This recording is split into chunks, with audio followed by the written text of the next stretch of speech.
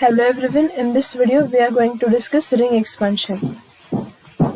Ring expansion ये एक type की रीअरेंजमेंट है और ये कब होती है वो मैं आपको इस वीडियो में बताऊंगी. ठीक है, सबसे पहली बात, अगर हमारे पास 5 मेंबर्ड रिंग है फॉर एग्जांपल और यहाँ पे CH double bond CH2 alkyne बाहर है इसके और इस पर हमें हाइड्रेशन करना है H2 in presence of concentrated H2SO4. ठीक है, तो ऐसे केसेस में क्या होगा, दो प्रोडक्ट्स बनेंगे, एक मेजर एंड दूसरा माइनर. दूसरा फॉर्म होगा माइनर प्रोडक्ट. तो अब क्या करना पड़ेगा, यहाँ पे सबसे पहले हमें प्रोटोनेशन मतलब सबसे पहले जो पाई इलेक्ट्रॉन्स वो H+ को इलेक्ट्रॉन डोनेट करेंगे. ठीक है, तो फर्स्ट स्टेप देख लेते हैं, उसके बाद हम मेजर और माइनर प्रोडक्ट बताएंगे इस वीडियो में. अब देखो, CH डबल बॉन्ड CH2 है. जब हम वाटर को और H2SO4 को मिक्स करते हैं तो यहाँ पे बनता है हाइड्रोनियम आयन.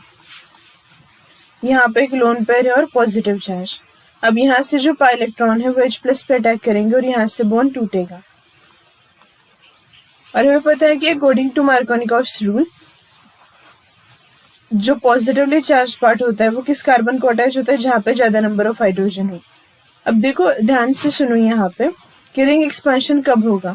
अगर आपके पास 5 मेंबर्ड रिंग है उसमें स्ट्रेन होता है. ठीक है, तो अब क्या होगा, ये रिंग अगर रिंग के बाहर कार्बोकैटायन है तो क्या होता है, ये जो कार्बोकैटायन है उसको स्टेबिलिटी देने के लिए और एट द सेम टाइम ये रिंग जो होती है वो ओपन करने के बाद क्या हो जाएगा, ये 6 मेंबर्ड रिंग में कन्वर्ट हो जाएगी. ठीक है, तो यहाँ पे मैं नंबर करती हूँ. नंबर जहाँ पे कार्बोकैटायन है वहां पे 1 2 3 4 5 एंड यहाँ पे 6. ठीक है, तो अब ये 6 मेंबर्ड रिंग मतलब 2 और 6 के बीच का बॉन्ड टूट चुका है. तो इसको हम इस तरीके से लिख सकते हैं. अब रिंग को ओपन करके लिखेंगे. अब ये जो रिंग है उसका स्ट्रेन जो है वो कम हो चुका है क्योंकि अब ये रिंग कन्वर्ट हो चुकी है 6 मेंबर्ड रिंग में. ठीक है, फिर से नंबर करेंगे. देखो ये 1 था.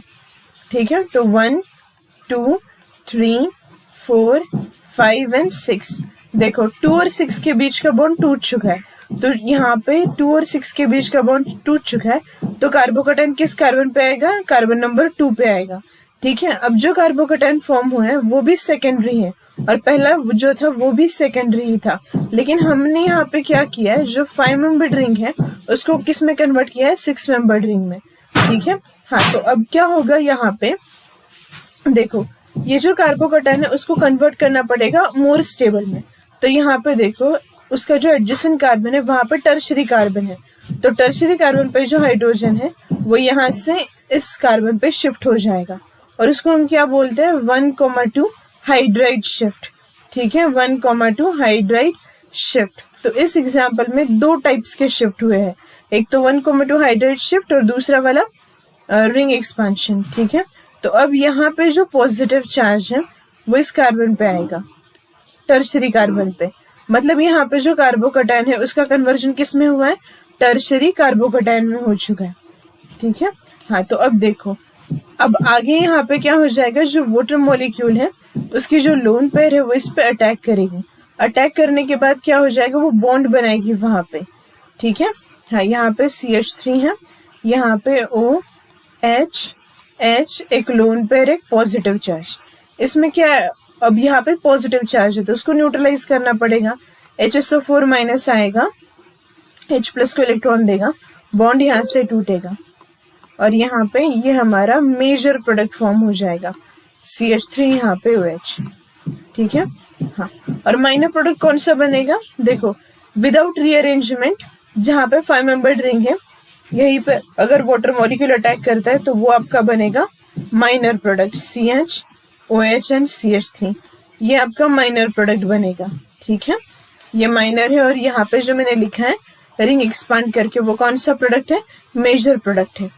तो इस तरीके से इस वीडियो में हमने क्या देखा कि रिंग एक्सपेंशन कब किया जाता है, जब आपकी रिंग जो है उसमें स्ट्रेन हो और अगर कार्बोकैटायन रिंग के बाहर फॉर्म होता हो तब हम रिंग एक्सपेंशन कर सकते हैं.